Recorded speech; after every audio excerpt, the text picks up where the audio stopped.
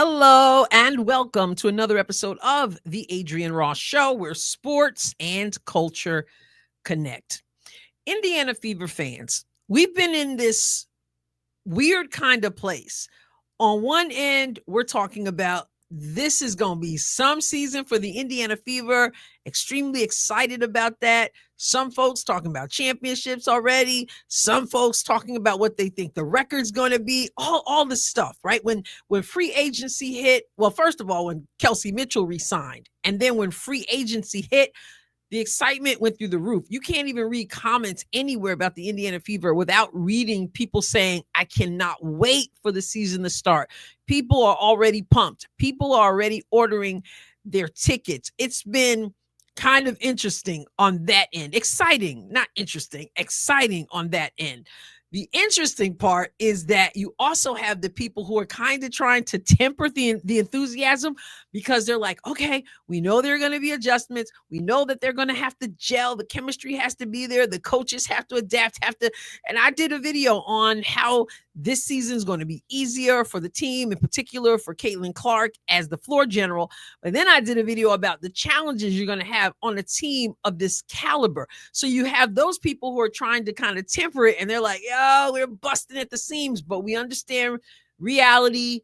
Games are played on the court, not on paper. And so we, going to be some bumps and bruises. So you've got all that going on. But there certainly is an excitement, and there certainly is, let's be real, an expectation that this team is going to take care of some business, right? Some people may disagree about whether they'll make it to the finals and whether they win a championship, all that. But you got to look at the roster, look at the moves that have been made and go, oh man, we have a reason to be excited. And listen, it's not just the Indiana Fever. It's not just the Fever who says, wow, this is looking pretty good. You know that other teams, coaches and players alike, are taking a look at this and going, whoo, okay, we see you. And so Courtney Williams is no exception. She was on the podcast with Natalie Esquire, Natalie Esquire, and Callie Finn. And she was asked about the moves, the shaking, rattling, and rolling going on. And the Indiana Fever, of course, entered into the conversation. So take a look at that exchange. Ken Swift posted this on his X page. So let's take a look. Also a lot of movement going on in the WNBA. There was so much movement during free agency, and you guys are all at Unrivaled while all this movement is happening. And I know like the Lynx did not have as much activity as everyone else, but just what is your reaction to all the movement in the WNBA this free agency season? I mean, I think it's exciting. I mean, anytime you seeing all of these players that you're used to seeing in certain jerseys about to be in a different environment with a different organization, like that's gonna be crazy, man. I thought AT about to be in Phoenix. That was crazy for me because I'm like, dang, okay, DB going to Indy, Natasha Howard going to Indy. Like Indy about to be stacked. Like Indy about to be looking good. Super team. Gonna lie, like Indy about to be a little scary. Like we ain't scared, but they gonna be a little scary for other people. Feel me? I like Courtney Williams. I really enjoyed watching her in the playoffs in the 2024 WNBA season, and really didn't like how that turned out for Minnesota. And that's the thing. Like she says, everybody's going to be, people about to be scared of Indiana, people about to be worried. She's just like, not Minnesota, because we all right. And it's something because, Coach Cheryl Reeve, stuff that she, her attitude toward Caitlin and all this stuff. And yet I like that team. I like Courtney Williams. Obviously, Nafisa Collier is, I would say, the best player in the WNBA. I know the Asia Wilson people are going to say, oh, no. But I would put my vote on Nafisa for that. She's got an unguardable fadeaway. and just an extremely likable person. And I don't like how things turned out for her either. Obviously, they're on the same team, but you could see her reaction in the post game and stuff, how she felt about how the officiating really was a problem.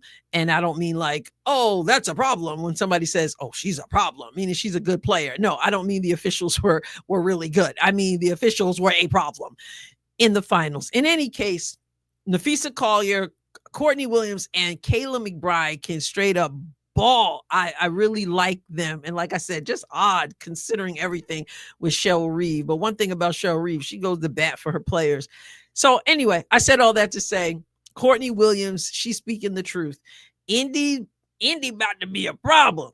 Yeah, it's going to be something to see what Indiana is capable of doing. And if you're a fan and you can't wait and you know something's about to go down, these other players, the team, the coaches, they know as well. And yes, you got to get out there and actually play.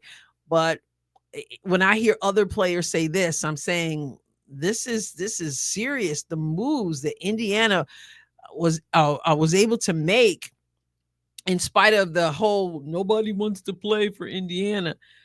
Yeah, so I do look forward to seeing what Indiana does against the teams like Minnesota and Courtney Williams and the teams like New York, all the teams really. But, you know, when you get your Courtney Williams in there talking about it, yeah, it's something, and it's worth kind of being like, yo, I can't wait. So, by the way, I just want to share this as I end here. I shared this during a live stream before because I ran into pictures of Courtney Williams, and I'm telling you, I would not have known this was her.